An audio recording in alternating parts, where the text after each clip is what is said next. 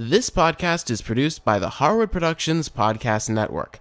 To learn more about the network and to find more of our shows, visit us online at www.harwoodpodcast.com.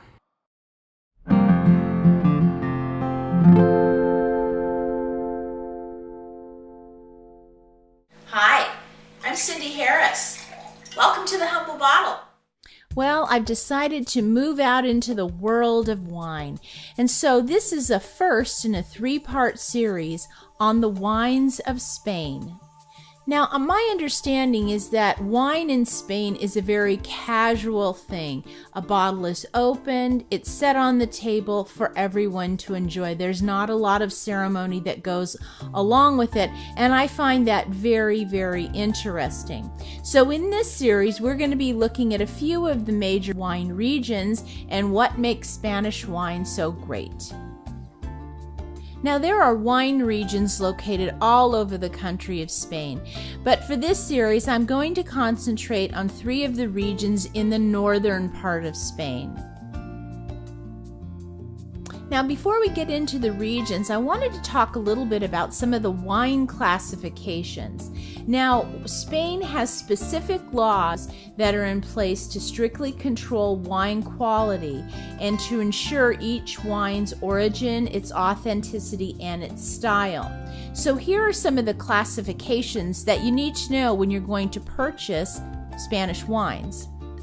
Now, the highest classification is the DOC, and what this means is that if a wine is labeled with it, that means that the region has a track record of consistent quality.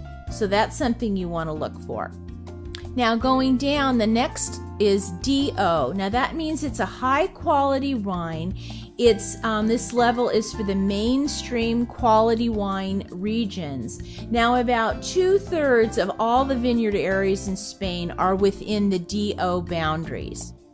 Now, the lowest tier is the Vino de Mesa, and that is for table wines. And these are basically wines made from unclassified vineyards.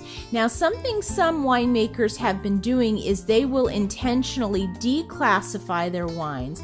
And then that way they have a greater flexibility in blending and winemaking methods. Now, the first region I wanted to explore in Spain was the La Rioja region. And like many other regions in Spain, this region has been home to many groups of people throughout the centuries. The Phoenicians, the Moors, they've all made their way to this region. But the most notable group was the Romans. And it was the Romans who started the winemaking practices in this area. And in fact, this area is the oldest established wine producing region in Spain. La Rioja is a small area, but it's the richest in production of table wines in Spain and has gained a worldwide reputation in the past few years. Now, the La Rioja region makes both red and white wines, but they are most notable for their Tempranillo grapes.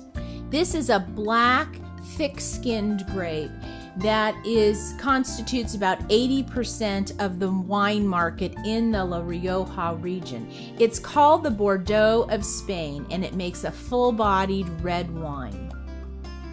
While I was choosing wines to taste from Spain, I noticed that they were also labeled as to how long the wine has been aged. So this was a Tempranillo wine that I tasted that had the Crianza label, which means it's been aged for 2 years, 1 year in a barrel and 1 year in a bottle. Now, another Tempranillo wine I tasted from this region had the Reserva seal on it, which means it's been aged at least 3 years, 2 years in a barrel, and then 1 year in a bottle. Now, both this wine and the Crianza wine that I showed you, both come from Campo Viejo, which is one of the largest winemaking bodegas in this region. They have over 45,000 barrels stored in underground cellars. Now, if you're looking for something a little lighter, you might try a Rosada wine, which is a rosé.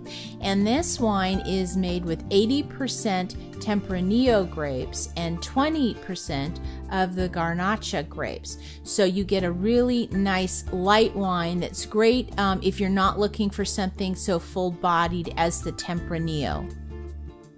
I really liked this Tempranillo wine from the La Rioja region. It's so different from a California red wine. It's just really fruity and delicious.